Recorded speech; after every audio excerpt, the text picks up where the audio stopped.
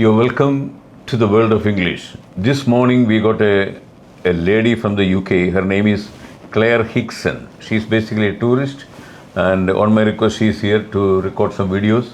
And for your benefit, I am going to ask you some questions, and please pay attention to how she expresses her ideas using idioms, phrases, the collocations she uses, and then some peculiar expressions, and also focus on her body language, whether she is radiating confidence or not. So you have to learn a lot from this British lady, because they speak English and it is their native language. Okay.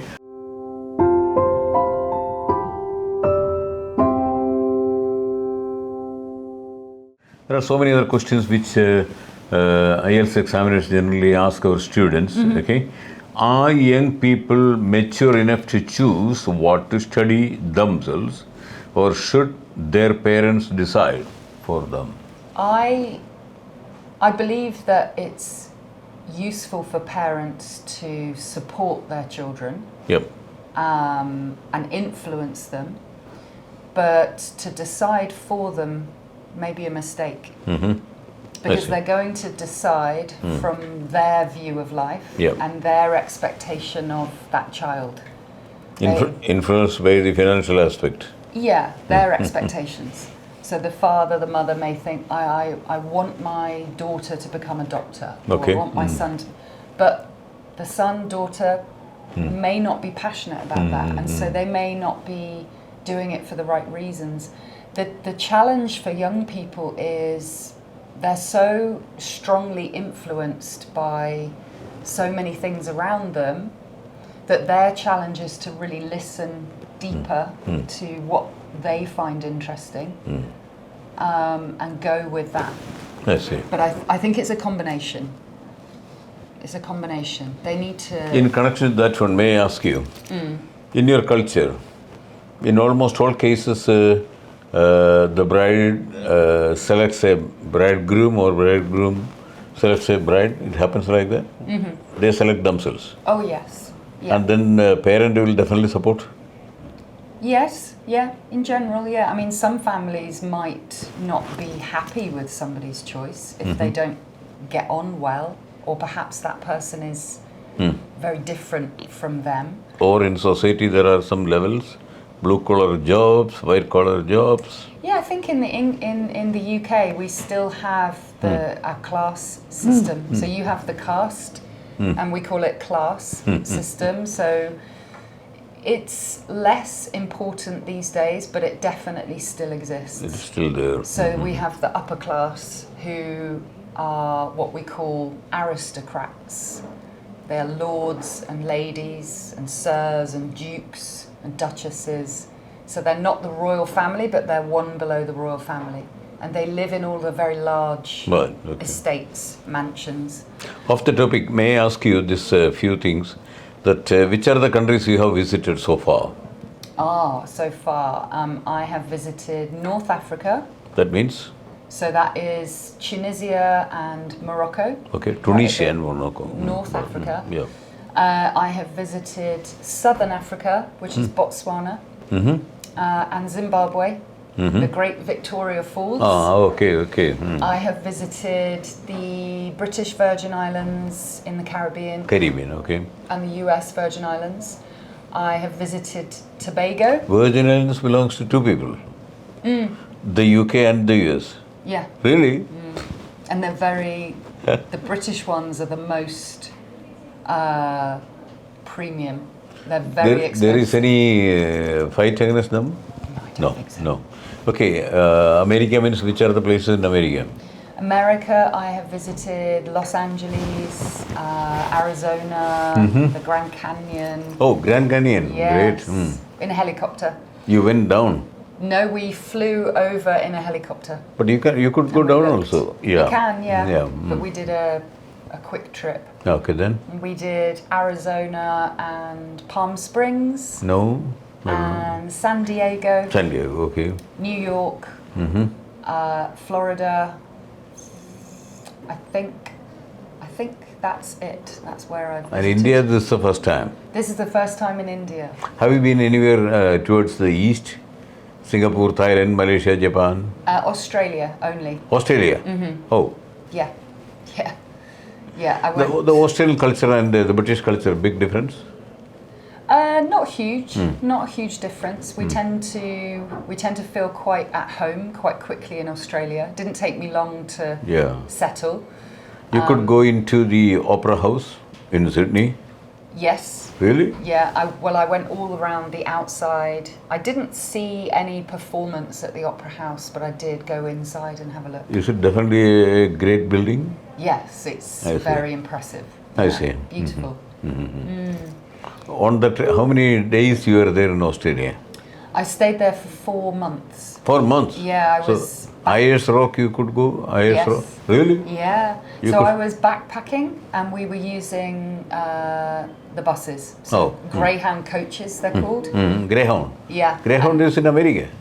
Yeah, Also, and yes. Australia as well. Also, right, Yeah. okay. And all the backpackers, we have just one rucksack. No, okay. And you just get on and off the buses. So I started in Sydney and I travelled all the way up the east coast. So through Byron Bay and Brisbane. It's a huge distance, no? Yeah. Some of the journeys were. I think one journey was 20 hours. Something crazy. Maybe less, I don't know. But we went all the way up to Cairns, the top, and then we went across to Darwin Oh. with all the crocodiles, big crocodiles. And then we came down to Ayers Rock and Alice Springs, which Alice is in Springs, the desert. okay. Then Brisbane. When you travel abroad, you travel alone or with your children? Usually with my husband and my children. I see. We go together. But this time you came alone. This time I'm alone. And your husband is looking after your children. He is. Oh, great thing. Yeah. Great thing. Freedom. Does he know cooking? Yes. And all the household chores? Yes. Really? Yeah. Maybe not as good okay. as me. No, he is. He knows all the. When you delivered your children, your father, your husband also got a paternity leave? Well, you do get paternity leave in the UK, yeah. For how long? I think it's 2 weeks. Oh, I see. That is paid. Yeah. And guess what? Else in the UK, if your pet dies, Yeah, okay. like your dog Okay. or your cat, you get compassionate leave. For how long? I don't know. Maybe a week, maybe a few days. Because obviously, if a relative dies, you get compassionate leave. But they extended it to if an animal dies. I see. Please tell me something about your climate of your country. The climate is very influenced by 4 seasons. Okay. So it changes throughout the year. But in general, it's very much cooler than India. But we have 4 seasons. So at the moment, we are in the middle of winter, the deepest part of winter. So the days are very short. We have less daylight, which is difficult. Causes some people to feel depressed and miserable because we need the sunshine. We have less vitamin D. And winter can get very cold. So at the moment it's not snowing, but it's cold enough to ice the car. And everything is slippy and cold. And then we come in, and all the trees, they drop their leaves. They have no leaves on the trees, nothing. The grass isn't very green. It's just, everything is asleep. And then we have springtime where everything begins to wake up. So nature wakes up. All of the trees begin to get the leaves and the buds and the flowers. And the sunshine returns, but temperatures are still very fairly low. cold. Low. And we get quite a lot of rain. So we call them spring showers, April showers, lots of rain. But generally bright days. And then we have summertime and we get a lot of sunshine. Even though people don't think we do actually get a lot of sunshine. Right. It's just not very consistent. And our temperatures can often reach sometimes above 30 degrees. But it's different from here. Yeah. It is hot, but there's always a breeze, a cooler breeze. Where here? So in There. England. Here it is humid. So in our country, the summer is actually very pleasant. It's a very nice I see. summer. Because That's why people always prefer to walk around yeah, everything. and it's easy to do. But when we call them heat waves, and it's on the front pages of the newspaper. Okay. It's the biggest news. Heat wave in the UK, you know, and everybody makes a big fuss about it. That's the time you all jump into swimming pool? Yeah, yeah, and everybody gets paddling pools in their gardens. Oh. And then after the summer we have autumn, which is where all the leaves on the trees turn like beautiful shades yeah. of gold and brown, and the colours are very beautiful in England. It's a spectacle. It's a wonderful thing to see. It's a very beautiful season. Are people in your country concerned about protecting the environment? Oh yes, yeah. It is one of the biggest subjects that people talk about and people focus on. Can you speak more on that? How do they protect their environment? We are very tidy. Yeah. So in general, Yeah. nobody drops any litter or rubbish apart from people who don't care, and Okay. there are some. But for instance, in my village, if there's litter around because people have driven through and just thrown it out, But you are from Oxford. You can call it a village? there are villages around Oxford. Ah, okay. Yeah, so you have the city in the middle, and then there's many, many villages. But generally, the parishioners, Yeah. which means the villagers, we will gather together, and everybody tidies up the village together. We take big bin liners, big sacks. Almost all people participate? Almost.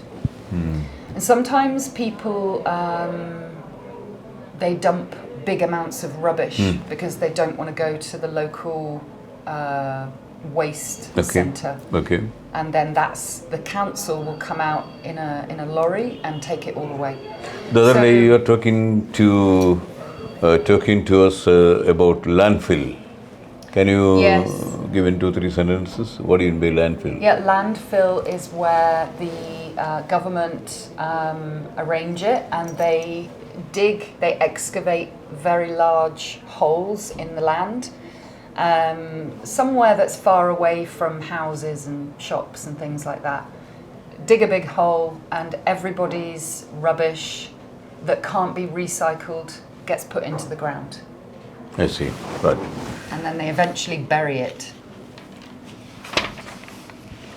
Yeah, there's a lot more I could say on the environment issues. I see. This government is very strict, and do they have any stringent laws to ensure that people protect their environment?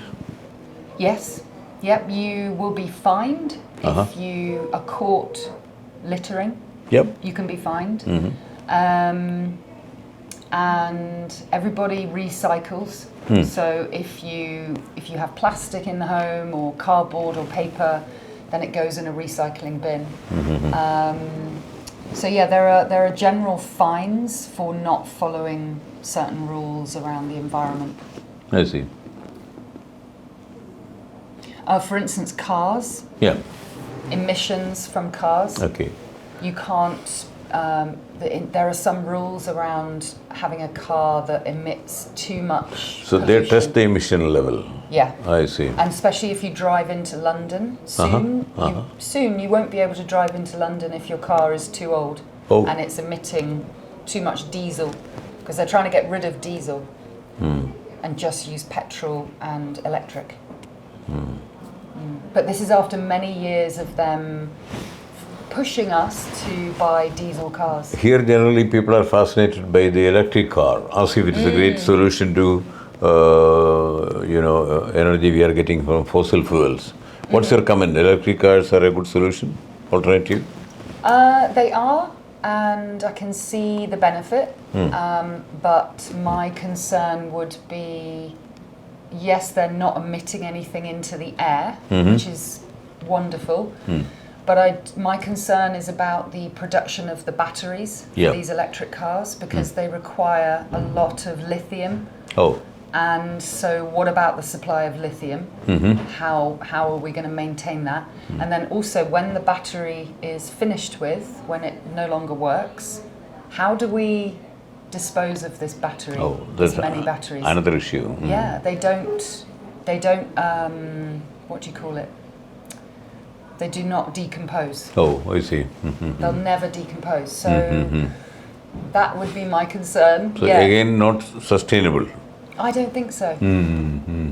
I think water would be interesting for vehicles. This is what we used to do, right? Yeah. Use water for the mills. Yeah, exactly. Hydrogen power. But again, those days are gone. Yeah, but companies like Toyota and Citroen, they are heavily researching hydrogen-fueled vehicles. So maybe that would be the next... More feasible solution, yeah. I think so. Okay. Other than English, what are the other languages do you speak? Do you? Oui. Je parle français. Yeah, I speak French. Really? Yes. You studied that? Yes. I studied French and I studied German at May I ask school. you the difference between French and English? The main difference? The main difference is French is more logical. English is not very logical. Okay. The main difference is French uses masculine and feminine. So everything is either masculine or feminine. This computer, what is that? Is it masculine? Yes. Le computer, yeah. Of course. Why you say your language, English language is not very systematic, orderly? Oh. Why? It is a language that is very... it's drawn in many different other languages. Exactly. So it's a real mixture of so many things. It's like a kaleidoscope language. Okay. It's so mixed up that and it's been so well used across the globe. You have taken, for example, so many words from the French, entrepreneur, envelope, genre is a good one. Yeah. And even those words, genre is we pronounce it how the French pronounce it. You know? So yeah, it's a mixed up language, and so there are many illogical rules that you can't say. But why? You just have to say. It just is. It is like you're just that. going to have to learn it. Because you have only 26 letters and so many different pronunciation and also vowels. I was taught that A has about 8 different varieties of pronunciation. Yes. Just for alpha, A alpha. Yeah. Okay, ma'am, we have a few more questions. And is this, in your opinion, what is the best way to learn a language? Easy way to learn a language? I would say listening. Okay. Why listening? Why do you give that much importance? I think the benefit of listening is, I think that is the trick to learning a language. It's about really listening. And so the more that you are listening to a native speaker, even if that would be you listening to the BBC radio, something like that, have it on in the background. Right. We absorb a lot in different ways, and I believe listening is the first step. You're right, that will enhance our awareness about the pronunciation, intonation, stress, diction, and then more than that, when words are being repeated, we'll learn the contextual meaning of words and the collocations. Exactly. So listening, that's a very good point you made. Any other ways of learning a language? By visiting the country of the language, is that for me with French has been very useful because everywhere French, So you use it in its real context, but yeah, I mean, obviously learning a language you need to be using a lot of repetition, reading, speaking, writing. It's repetition. Repetition, repetition. Now, again, we are going more serious into topics. Do you think the internet is a bliss? Sorry? The internet, is it a boon or a bane? Both. Yeah. Why do you say both? Because it has created some amazing opportunities. It has connected us globally. Okay. Things can be done so much quicker. Yeah. And for instance, I can travel Instantaneous. alone. It's instantaneous. Yeah. And we have everything at our fingertips. And also through the internet, we can create great change. So if a lot of people want to get a strong message about, I don't know, feminism or Okay. racism, Yeah. anything like that, that can be extremely powerful.